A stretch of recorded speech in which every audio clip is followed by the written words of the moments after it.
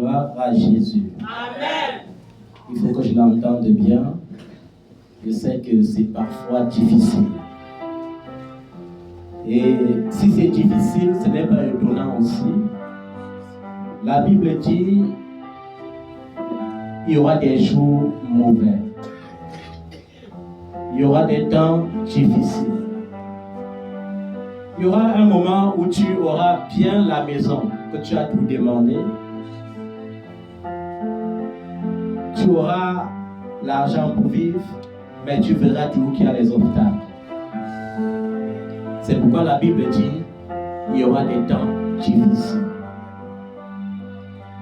Mais j'ai envie de rappeler à quelqu'un que dans les moments difficiles, ne laisse pas ta pensée éloignée de Dieu. Dans les temps difficiles, ne laisse pas le doute s'emparer de ta foi. Dans les temps difficiles, n'ouvre pas ta bouche pour dire Dieu m'a abandonné, Dieu m'a oublié, Dieu m'a délaissé, Dieu ne m'aime pas. Parce que Dieu est amour.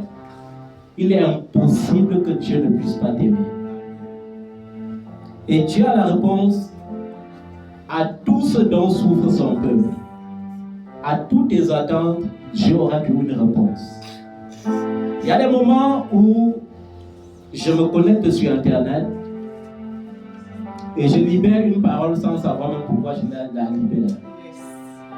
Et tu entends un enfant dire, cette parole est venue au temps favorable, au temps où je n'avais plus d'espoir. Cette parole me rappelle que Dieu doit faire quelque chose pour moi et que Dieu ne m'a pas réellement oublié. Il est impossible que Dieu t'oublie. Est-ce que tu sais que ce que tu appelles retard, Dieu appelle ça le temps de perfectionnement. Dieu ne donne pas ce qui n'est pas parfait à ses enfants. Est-ce que vous comprenez ça?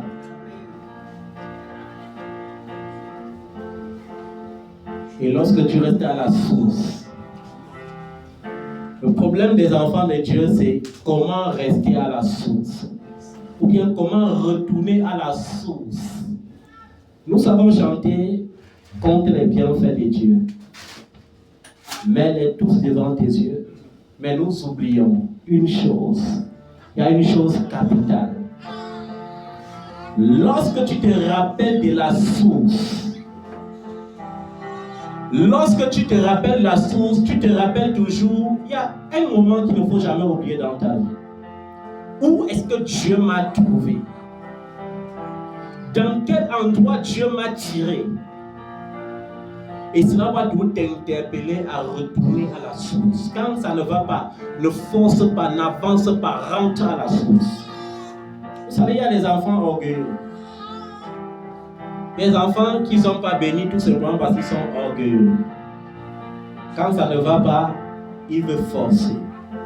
Et ils croient qu'il y a plusieurs sources.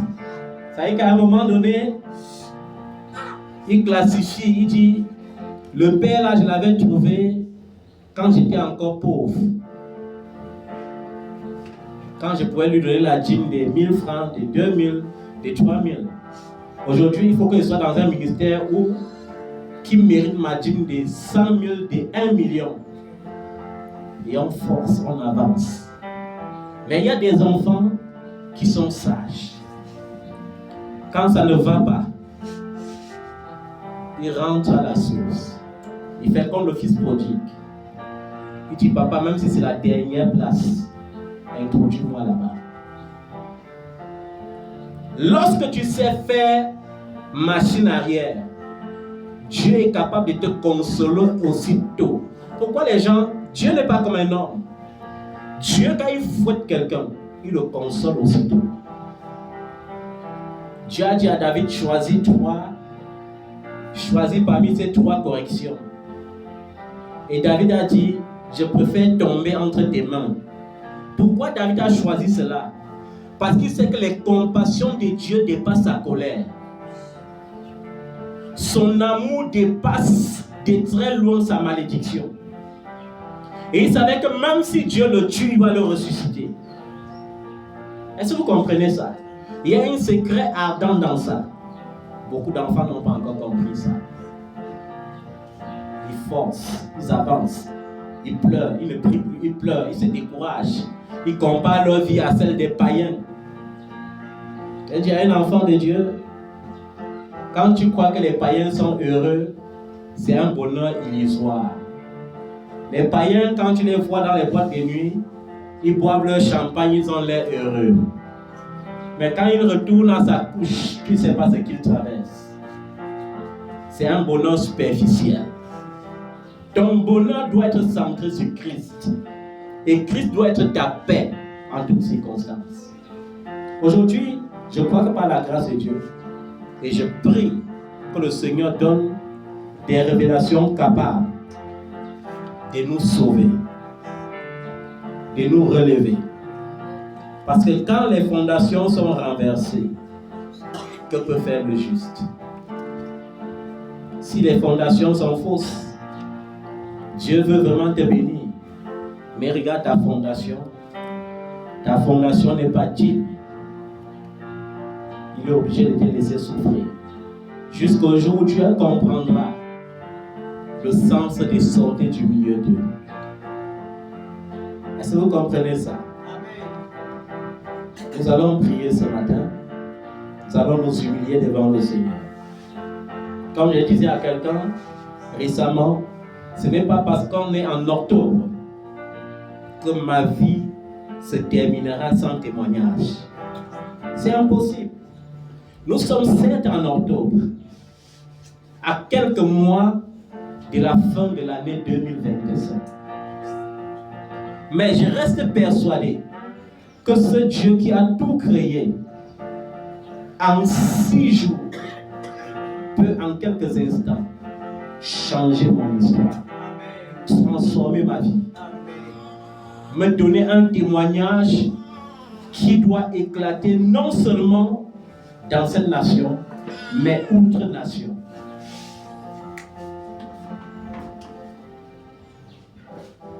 Alléluia. Est-ce que vous comprenez ça? Un témoignage, tu avais moi, un témoignage qui non seulement peut éclater dans cette nation, mais peut impacter les nations.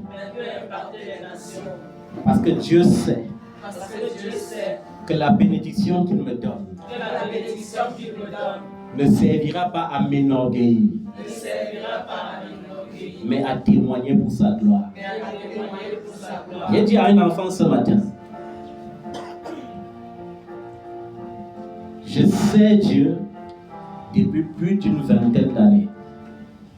C'est que j'ai évertué les 1/3 de l'âge que j'ai maintenant à servir mon Dieu et à attendre la percée. J'ai vu la parole que Paul a dit s'accomplir dans ma vie. Il dit, vous êtes vus comme des pauvres, mais vous enrichissez plusieurs. C'est-à-dire que j'ai vu des millionnaires, des milliardaires sortis de moi. Moi-même soupirant derrière le bien-être quotidien. Et un enfant me dit, je suis fatigué d'attendre. Et je lui ai dit, tu ne comprends rien. Je sais Dieu depuis tant d'années. En attendant la percée, et je crois qu'il y aura la percée. Mais pourquoi tu veux te décourager? Si tu étais dans ma place, tu allais vivre comment? Puisque sur 10 personnes chez qui tu rends ministère sur cette terre, il y aura une seule personne qui sera reconnaissante. Et c'est ça la nature humaine. Il y aura certains qui vont t'insulter par la suite. Il y aura certains qui vont t'ignorer. Il y aura d'autres qui vont même se moquer de ta situation. Mais tu vas t'accrocher sur le Seigneur. Parce que c'est lui qui élève.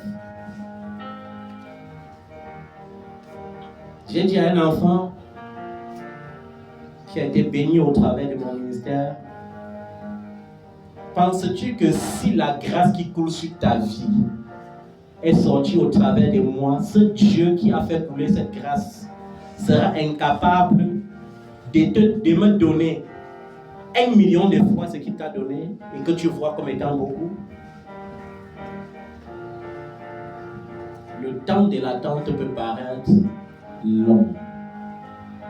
Le temps de l'attente peut être parsemé de moqueries, des reproches, des doutes. D'autres vont même douter de ton ministère. D'autres vont même douter de ta vision. D'autres vont même te pousser à douter. Mais tu dois avoir confiance en l'Éternel. Il est le Dieu qui n'échoue pas. Mais nous allons encore prier ce matin avant d'entrer dans la parole de Dieu. Mais ce matin, avant de prier, comme les autres fois, nous devons nous humilier devant le Seigneur.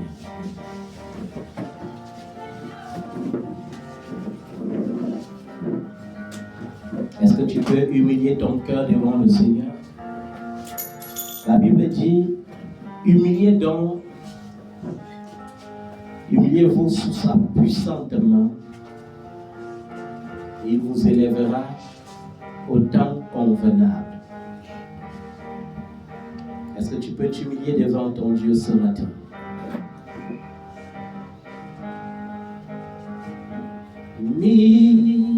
Miséricorde insondable,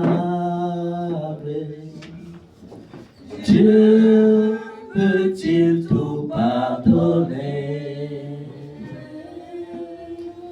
Absous si coupable et mes péchés oubliés. Jésus, je viens. Jésus, je viens. Je viens à toi. Je viens à toi. Tel que je suis. Accepte-moi. Je viens. Je viens à toi.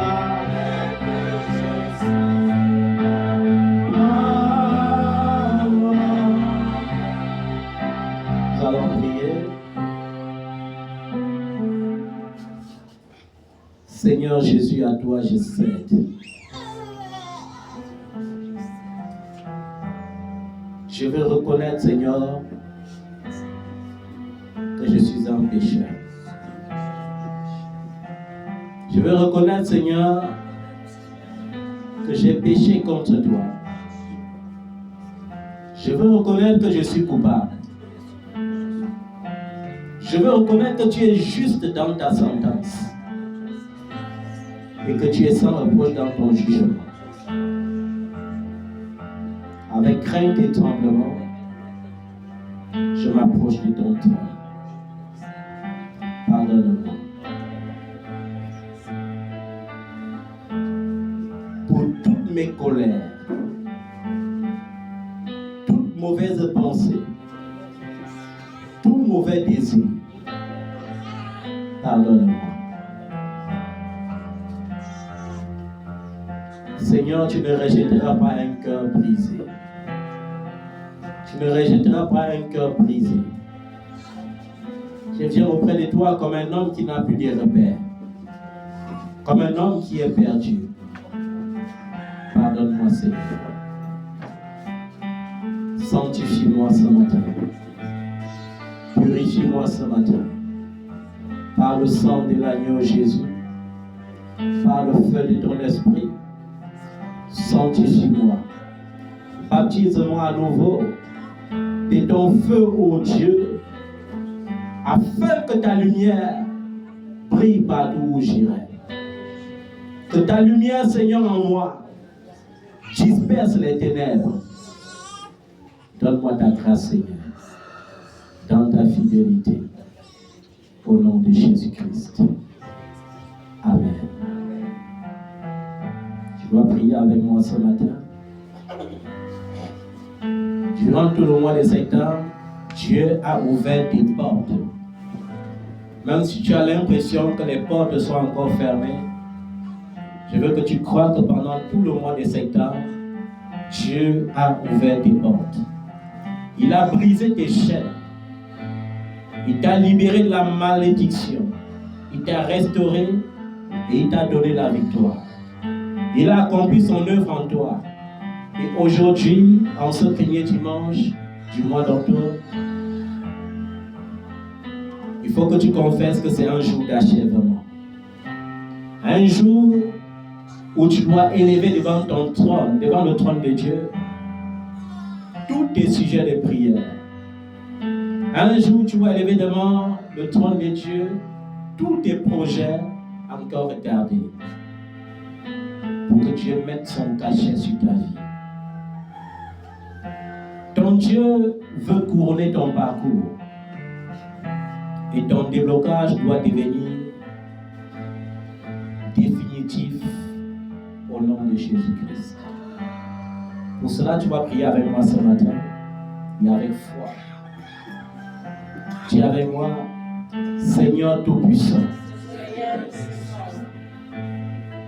Dieu des cieux et de la terre, Dieu du Seigneur Jésus-Christ, mon Père céleste, dans le livre de Philippiens chapitre 1, au verset 6, il est écrit,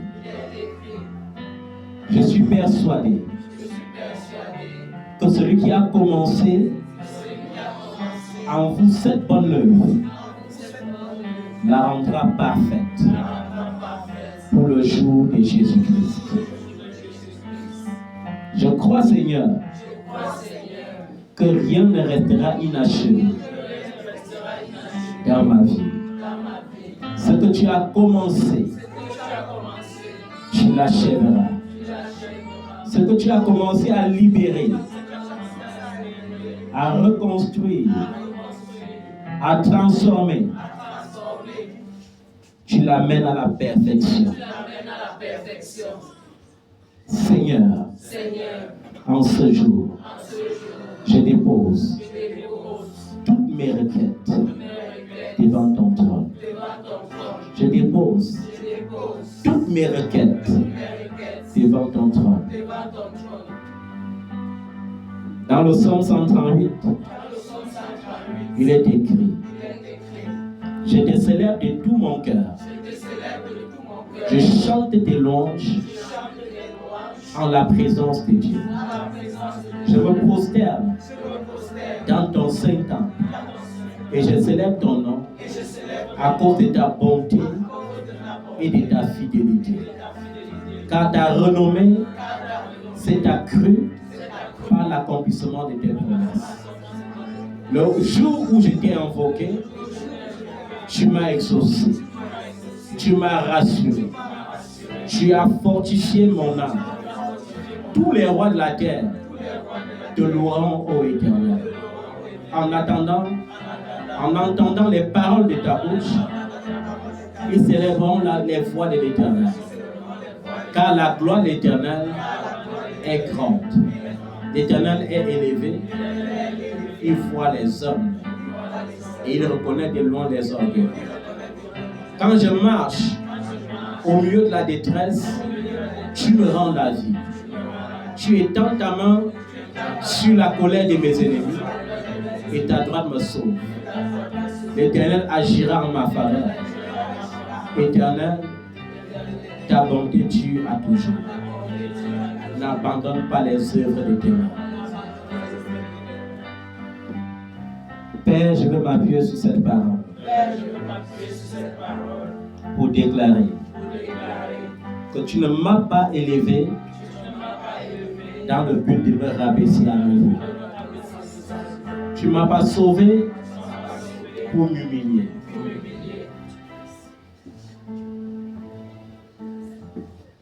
Ce que ta main a touché est toujours sanctifié. Ce que ta main touche est à jamais consacré. Touche-moi, Seigneur.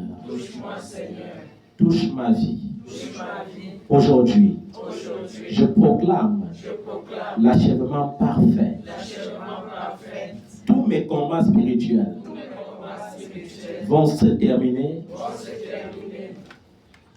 en victoire. Une victoire que je scelle dans le sang de Jésus-Christ.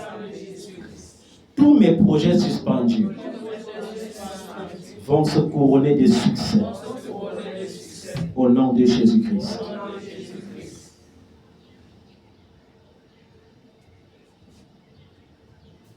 Toute bénédiction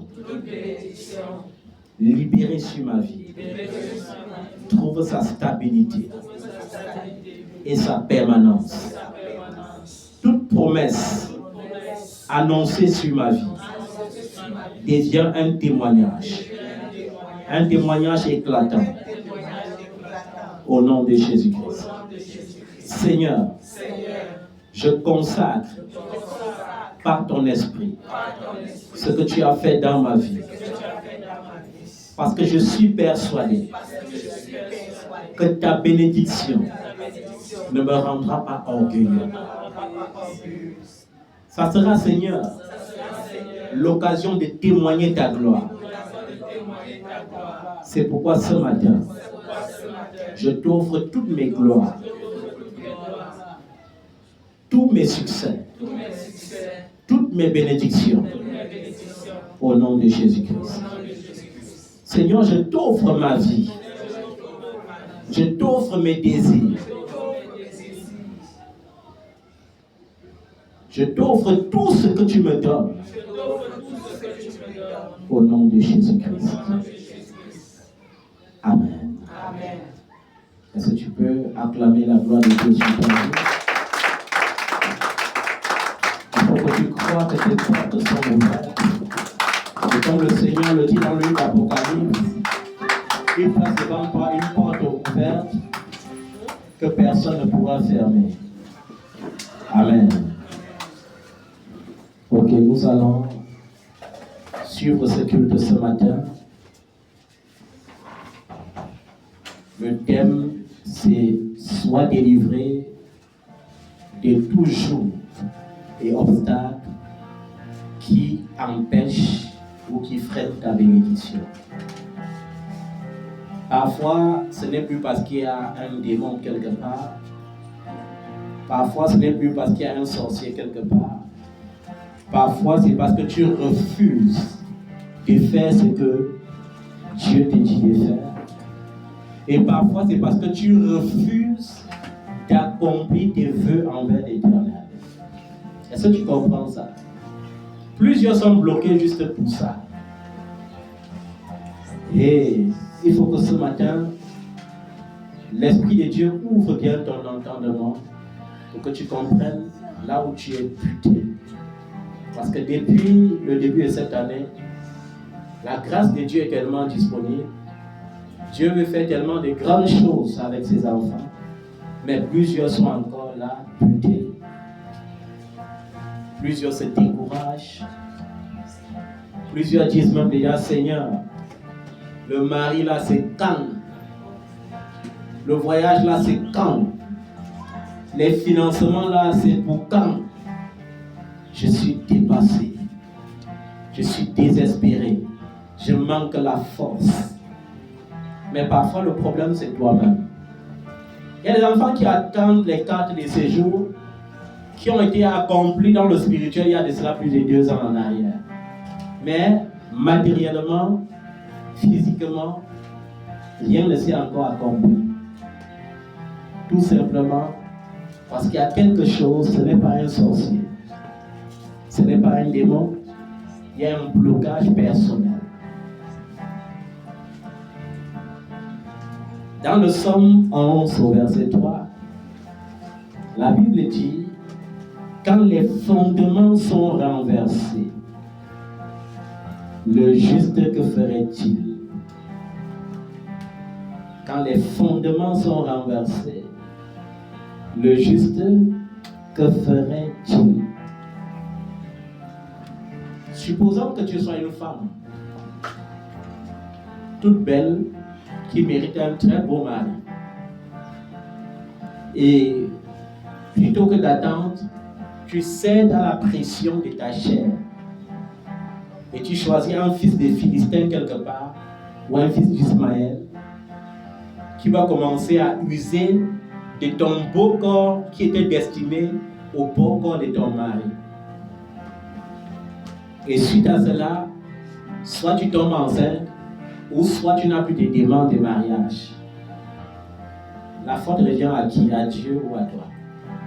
Parce que j'ai vu des enfants me dire, après 5 années de relations illicites, Seigneur, papa consulte le Seigneur pour que je sache si c'est mon mari. Vous croyez que cela c'est possible comment? Comment tu es marié et tu veux qu'on sache si c'est ton mari? Quand les fondations sont renversées, que peut faire le juste? Tu as fréquenté, tu as les diplômes. Dieu veut t'honorer par un travail qui doit t'honorer.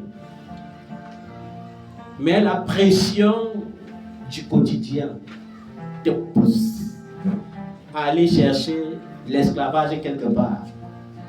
À qui la faute? J'ai tout dit, même dans la vie spirituelle.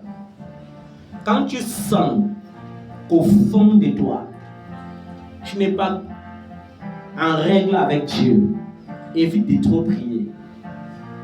Évite même l'adoration. Évite la louange. Parce que chaque adoration que tu dois faire sera une malédiction que tu déposes sur ta vie. Il vaut mieux ne pas prier que de ne pas être en règle avec Dieu et prier. Est-ce que vous comprenez ça?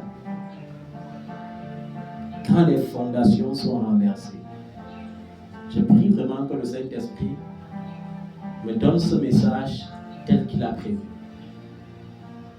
Parce qu'il y a plusieurs milliers de vies qui sont bloquées rien que pour ça. Et ils continuent de prier, de jeûner, de lutter contre les démons, d'accuser les sorciers, d'accuser les blocages par-ci par-là. Alors qu'ils sont leur propre blocage. Il y a quelque chose, une première des révélations. Une première des révélations, c'est il y a certains enfants de Dieu qui disent tant que Dieu ne fait pas ceci, je ne ferai plus jamais cela. J'ai entendu les enfants dire ça. Tant que Dieu ne fait pas ceci, je ne ferai plus jamais. Ça veut dire que quoi? Tu faisais du bien. Tu étais zélé même pour le bien. Or, qu'est-ce que la Bible dit par rapport au bien? La Bible dit, ne vous lassez pas de faire du bien, car vous moissonnerez au temps convenable. Maintenant, toi, tu t'opposes à ça. Tu dis que le temps convenable, là, je te renvoie plus loin parce que j'arrête de faire le bien tant que Dieu ne m'exauce pas. Il y a plusieurs façons de le dire.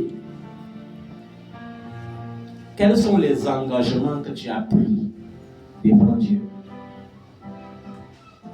Et quels sont les engagements que tu n'as pas encore tenus? Parce qu'il y a des gens qui s'amusent avec Dieu. Dieu, c'est aussi la règle.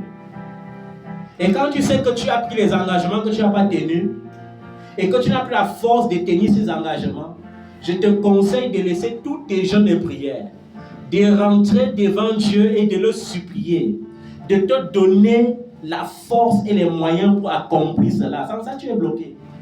Ça peut te bloquer même toute une vie. Il y a un enfant qui a eu un problème un jour, mais il est étonné de voir son père plutôt lui dire, ma fille, j'ai l'habitude d'intervenir.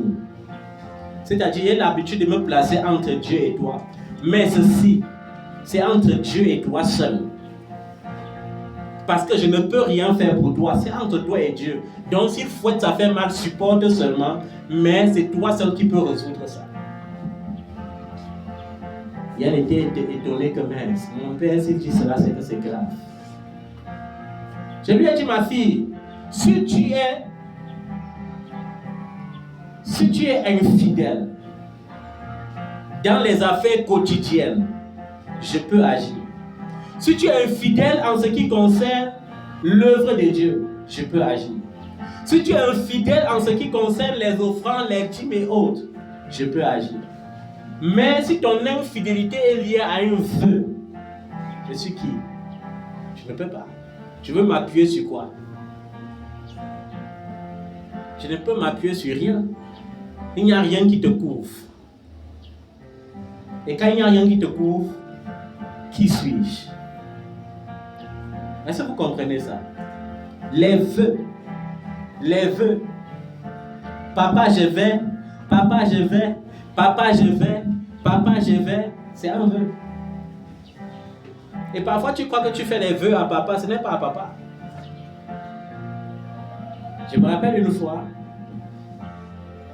une jeune femme était arrivée au Cameroun. Elle avait entendu parler de moi. Et par le but, qu'est-ce qui avait fait qu'elle me connaisse? Une maman a eu l'AVC. Et l'AVC l'a déformée.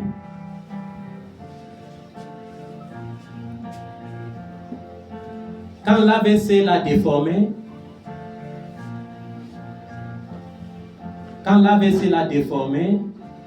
alors elle ne savait plus quoi faire.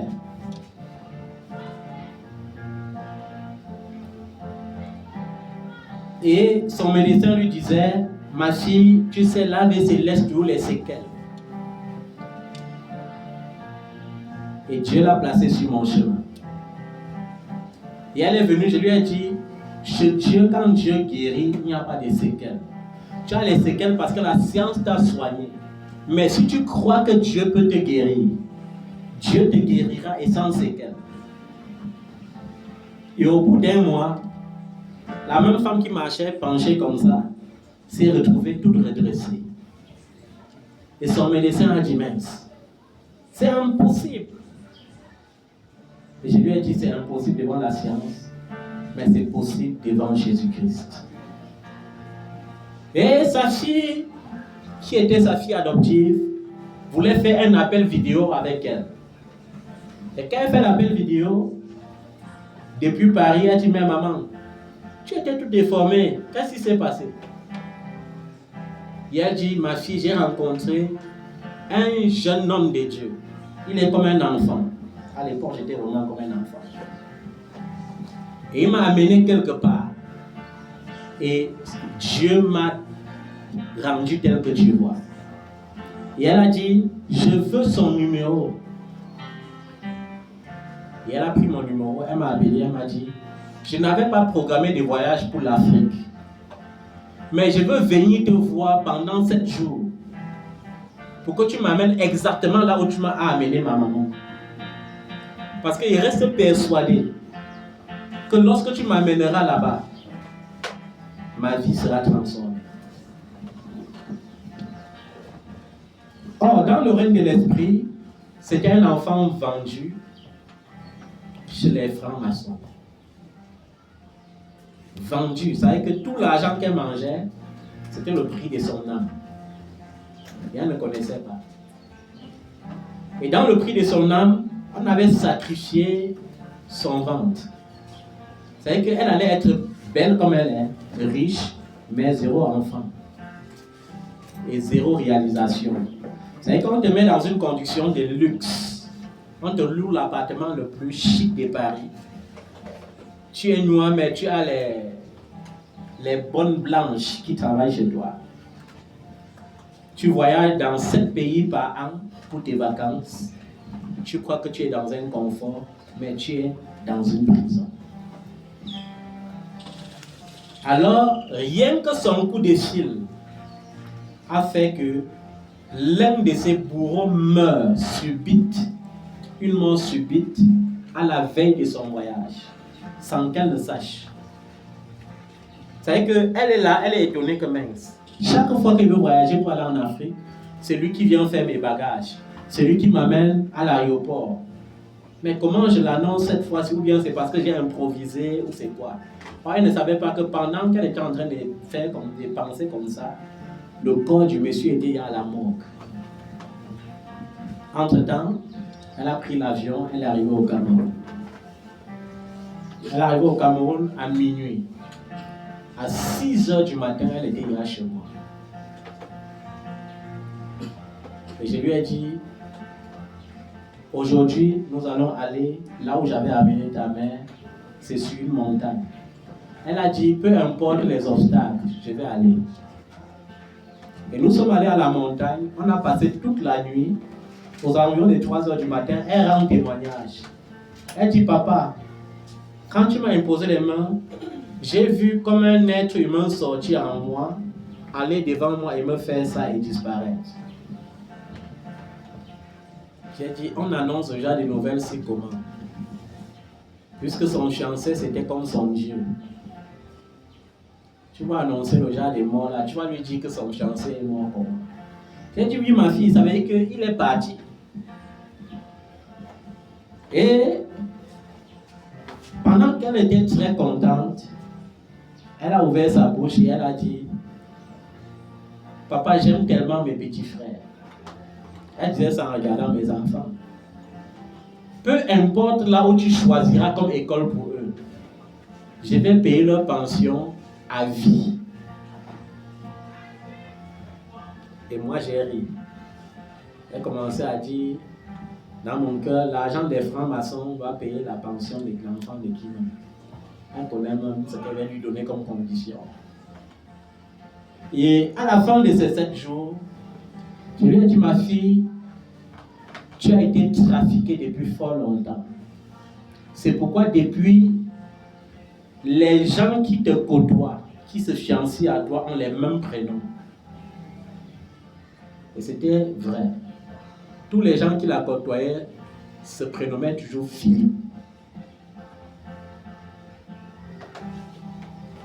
Et l'un d'eux, qui était comme son second fiancé, était l'un des 80e Français les plus riches, né de la famille des Rothschild.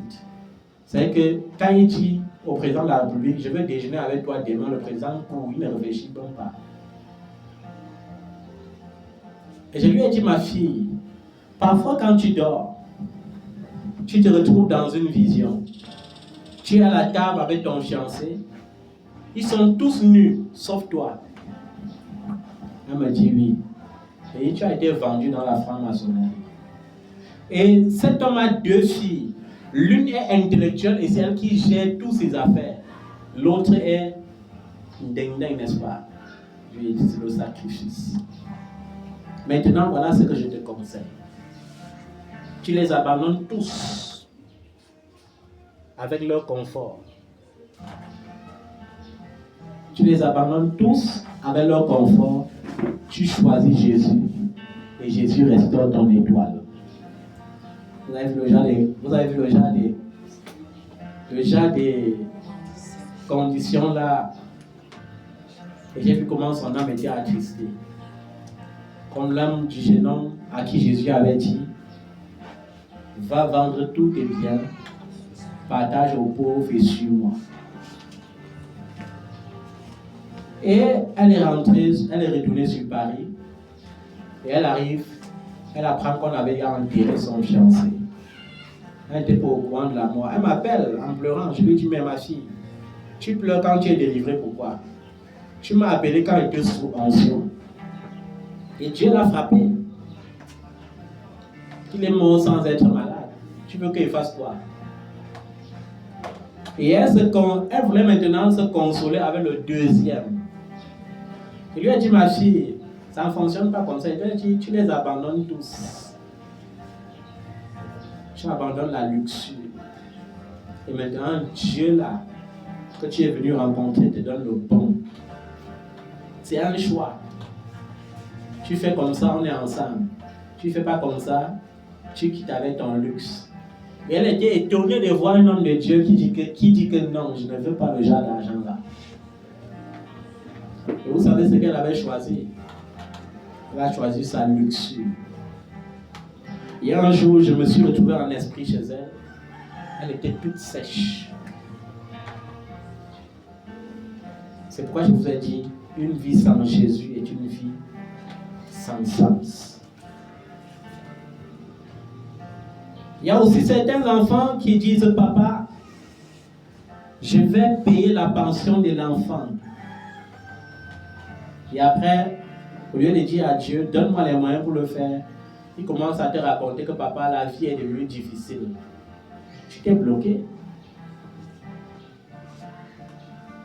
Est-ce que papa t'avait dit que tu payes la pension de ses enfants? C'est toi qui as ouvert ta bouche, non? C'est toi qui as prononcé contre toi-même. Je veux ici là que vous compreniez qu'il y a des vœux qui bloquent. Tu dois lutter contre les sorciers, les démons, tu luttes contre dans le vide. Rentre vers le Seigneur, tu arranges ton problème avec le Seigneur. Ça, c'est un premier cas. Maintenant, il y a un autre cas que nous allons voir dans Genèse chapitre 28.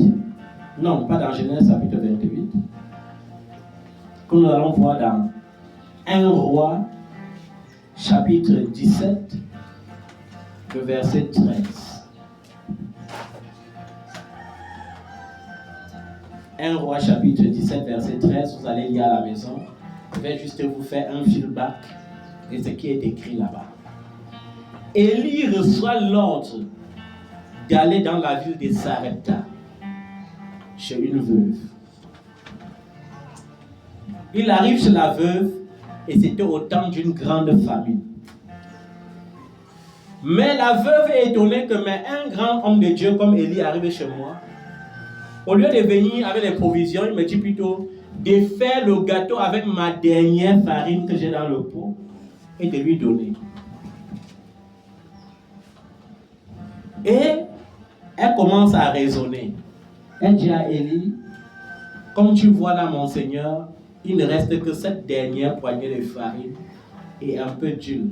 Je voulais comme ça même faire notre dernier gâteau pour manger aujourd'hui avec mon fils. Et nous attendons aussi la mort comme nos voisins. Et jusque-là, elle croit que Élie doit compatir. Mais Élie lui dit quoi? Fais d'abord comme je t'ai dit là. J'ai dit aux gens qui conditionnent Dieu, tant que Dieu ne fait pas, tu te bloques. Dieu est éternel. C'est toi qui n'es pas éternel.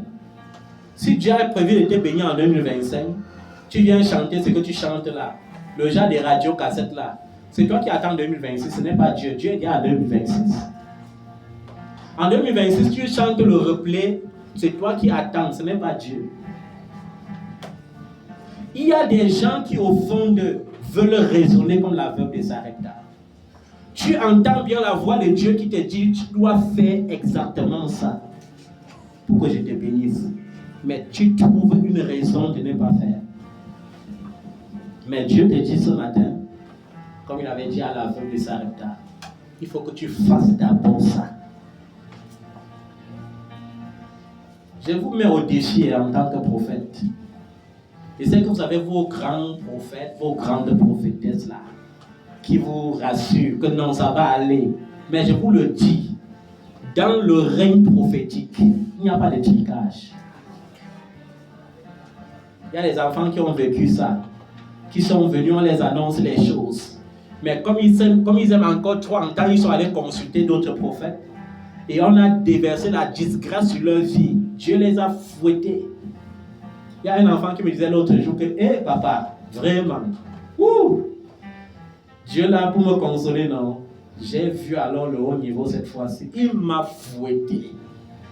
Et j'aimais entendre ça. Parce que quand Dieu te fouette, il te délivre. Est-ce que vous comprenez ça? Amen. Et quand Dieu va fouetter un enfant, on le sait à l'avance. C'est-à-dire que le même jour que tu dis quelque chose à ton père, il sourit trop. Il faut savoir que, il y a quelque chose qui ne va pas. Tu dis quelque chose, il sourit trop, bien il est trop silencieux, il ne répond pas trop, il ne commente pas trop. Il faut savoir que ta chicotte est déjà là. Il ne peut pas changer ça.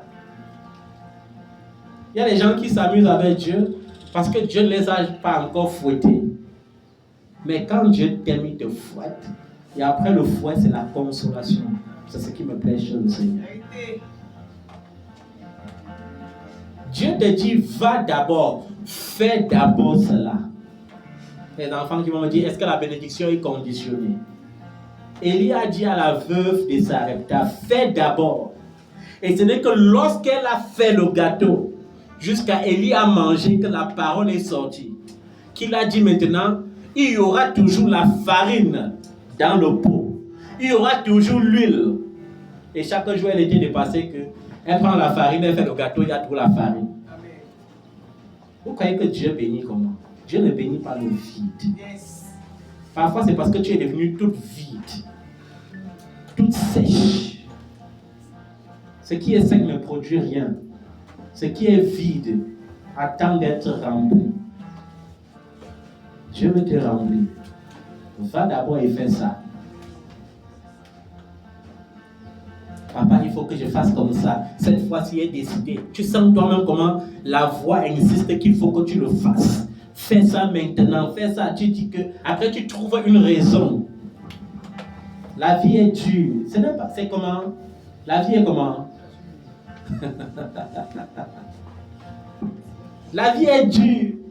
Et ce qui me plaît, c'est que ces gens d'enfants sont tellement désordonnés dans le spirituel. Ça veut dire que quand ils arrivent là où l'onction ne peut pas les bénir, ils sont tellement pressés de faire. C'est que sa prière même au milieu de la foule, c'est que maman attend quoi pour prescrire là qu'il faut même une offrande, même de 500 € pour qu'elle donne ça vite.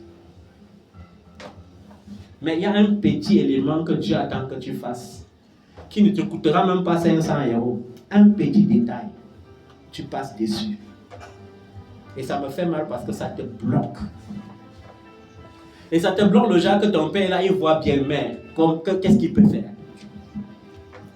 Quel père est content quand la vie de ses enfants n'avance pas? À moins que ce soit un père insensé. Quel père peut être content qu'un enfant reste dans la stagnation toute une année? Quel père? Aucun père digne de ce nom ne peut le vouloir laisser. Il y a les autres qui sont encore toujours maudits et freinés dans leur bénédiction. Pourquoi? Parce qu'ils activent la malédiction dans leur vie. Je vous ai dit que si vous êtes dans un ministère où on paye la dîme, ou bien là où on force les gens à payer la dîme, suivez vite. Les autres vont payer, ils sont bien maudits. Ils vont venir témoigner, mais toi qui es vrai et qui persiste à rester là-bas, tu n'auras pas de témoignage. Parce que tu actives la malédiction sur ta vie.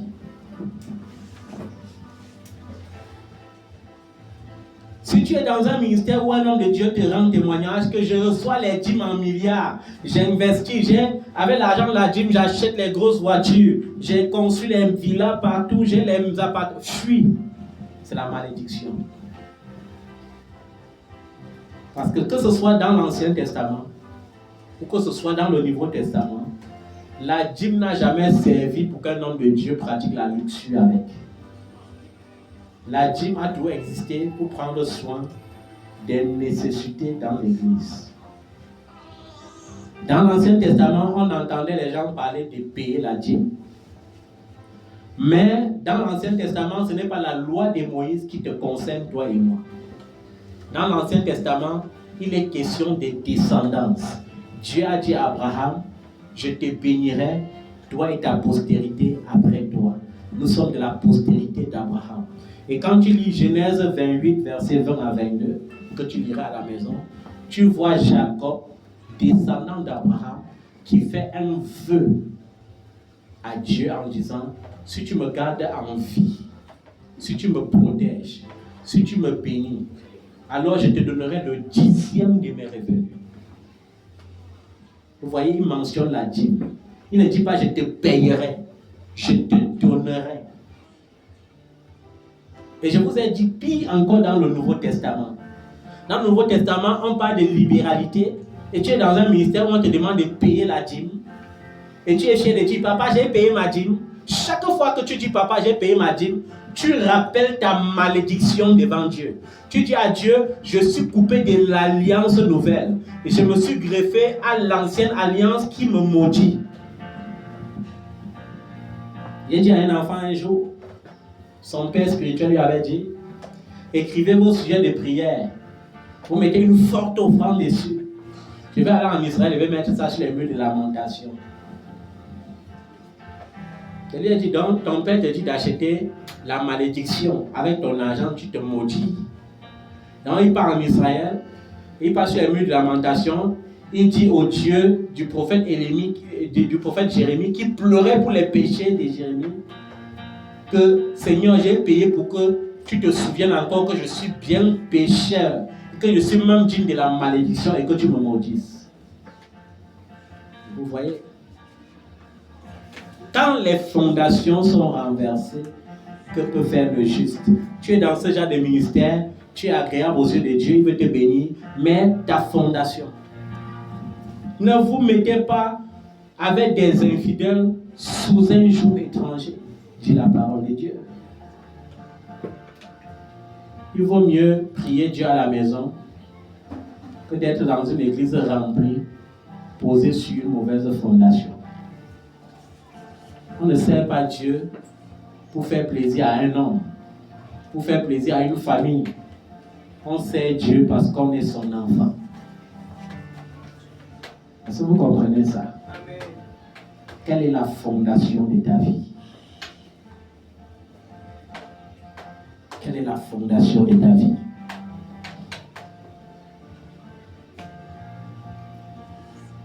Je ne serai pas long. Je vais encore rentrer dans une autre profondeur.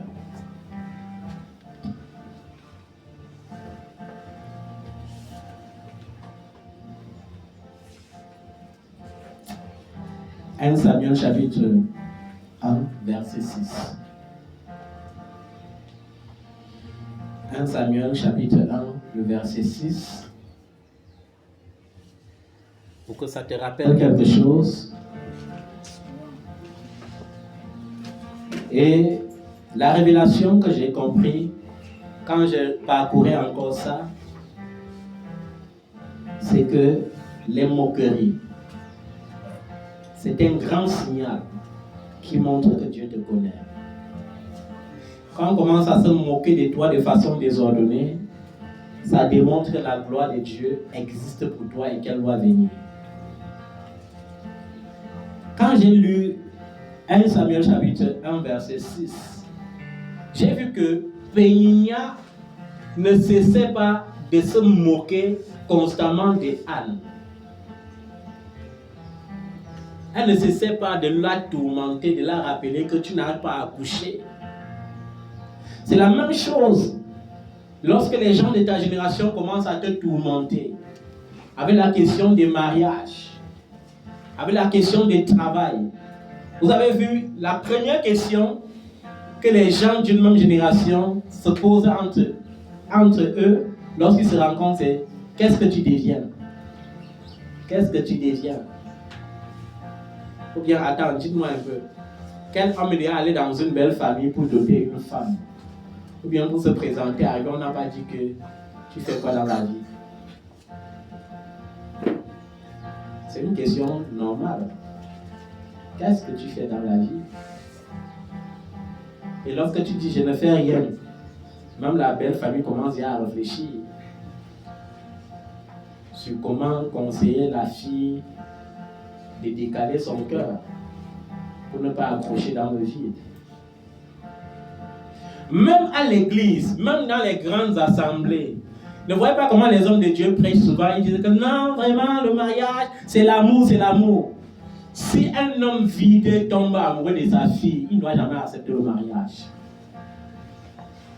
Jamais. Est-ce que vous comprenez ça?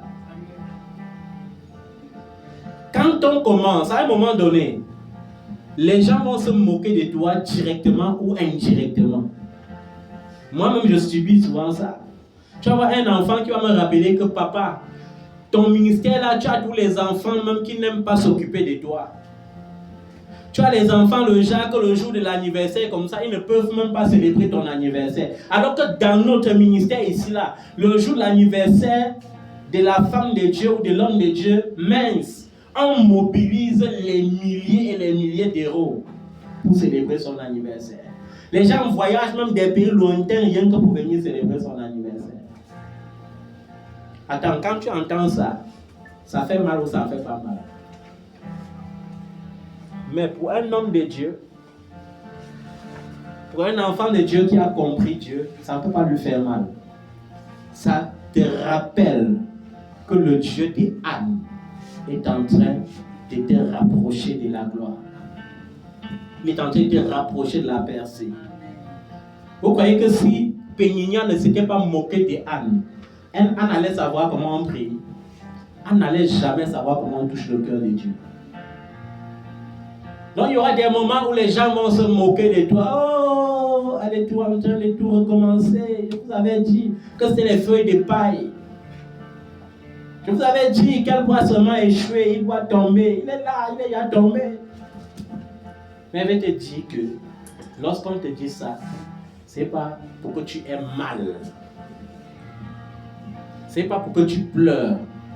Mais c'est pour que tu cesses de pleurnicher et que tu trouves la formule qui va toucher le cœur de Dieu. Amen.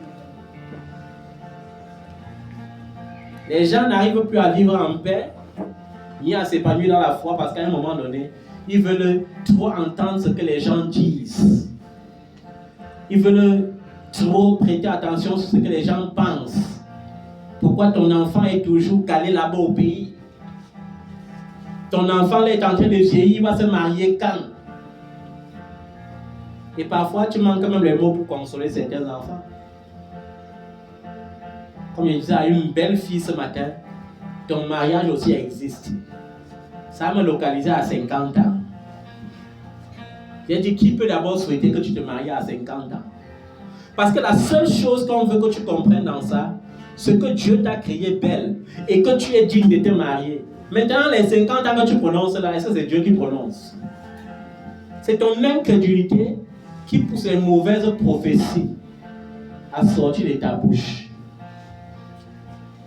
Quand les gens commencent à être déçus de Dieu, ils ouvrent la bouche, ils prophétisent eux-mêmes le malheur sur leur vie. Voilà maintenant, non. Ah, même sans mari, là, je peux tout accoucher, non. C'est tout bien, non.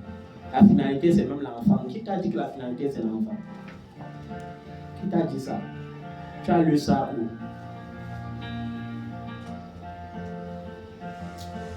Est-ce que tu comprends ça? Ça sont des profondeurs que beaucoup d'enfants de Dieu passent outre. Et ils se préoccupent plutôt des démons et des sorciers qui les bloquent, alors que les démons et les sorciers ont été vaincus depuis. Ce matin, il faut que tu retiennes ça. Lorsqu'on se moque de toi, ce n'est pas une fatalité. La moquerie, j'appelais ça souvent escalier de gloire. Lorsqu'on se moque, ça prouve que tu es en train d'aboutir déjà. La porte est déjà ouverte. La gloire doit se manifester. Ce que tu vas retenir, c'est que dans certains cas, Dieu te dit fais d'abord. Et dans le dernier cas, tu vas te rappeler, si j'ai fait des vœux, peu importe, Dieu ne veut pas savoir si c'est Dieu ou pas. Je dois retourner vers le Seigneur et m'arranger avec le Seigneur. Dieu, c'est un Dieu d'alliance. Alliance veut dire contrat. Dieu, c'est un Dieu. J'ai eu un enfant qui, à un moment donné, ayant fait des grands vœux devant Dieu, s'est retrouvé avec le compteur 0-0. Vous savez ce qu'on appelle compteur 0-0. Vous savez que tu es devenu pauvre jusqu'à même le découvert veut te tuer. Vous savez que tu cherches 10 € pour acheter une palette d'eau pour boire, il n'y a pas. Et tu appelles à gauche, à droite, tu appelles pour dire donnez-moi même seulement 10 € là pour que j'achète. Personne ne donne parce que Dieu a tout fermé. Mais elle a compris le secret. Le secret, c'était plus de venir pleurer dans les oreilles de son père. Oh papa, oh. C'était de rentrer vers Dieu et dire que si toi-même tu ne débloques pas là, le vœu là maintenant, je fais comment? Donc tu m'as condamné à vie. Et c'est comme ça que la porte s'ouvre seule. Ce qui passe le temps à dire c'est Dieu. Je vais vous rappeler que la parole de Dieu elle-même dit il y aura des temps difficiles. Est-ce que vous comprenez ça? Il y aura des temps comment? Difficiles. Mais le plus important, c'est que même lorsqu'il y a des temps difficiles, il faut que tu saches que Dieu est là. Dieu est là. Il ne te laissera pas tomber. Il ne te laissera pas tomber. Parce qu'il a lui-même dit dans sa parole, je ne vous délaisserai point. Je ne vous abandonnerai point. Si Dieu m'a dit qu'il ne peut pas me délaisser, s'il m'a dit qu'il ne peut pas m'abandonner, pourquoi je dois croire qu'il m'a abandonné? Cette voix mensongère doit se taire. Parce que je crois que Dieu est toujours avec moi. Jusqu'au bout, je veux te suivre dans les bons, les mauvais jours. À toi pour mourir et vivre. À toi Jésus pour toujours. Même le chemin du calvaire, même de toi et péridère. C'est qu'un chemin solitaire, difficile et ténébreux jusqu'au bout, jusqu'au bout. Je veux te suivre dans les bons, les mauvais jours. À toi pour mourir et vivre. À toi Jésus pour toujours. Je ne sais pas quel vœu tu as fait et que tu n'as pas accompli. Mais ce matin, je veux que tu rentres dans le lieu secret avec ton Dieu et que tu lui demandes la force pour accomplir ce vœu. Je ne sais pas ce que le Seigneur t'a recommandé de faire et tu laisses le raisonnement t'étouffer pour t'empêcher de faire. Mais ce matin, demande au Seigneur de te rappeler tout ce que tu as à faire et de te donner les capacités de le faire. Au nom de Jésus-Christ. Que tout vœu inachevé qui bloque ta vie te libère ce matin au nom de Jésus-Christ. Que toute recommandation spirituelle qui est devenue blocage dans ta vie soit brisée par le pouvoir du sang de Jésus-Christ. Que Dieu te libère et qu'il t'accorde tes possessions au nom de Jésus-Christ. Amen. Est-ce que tu peux acclamer le nom de Jésus? Amen.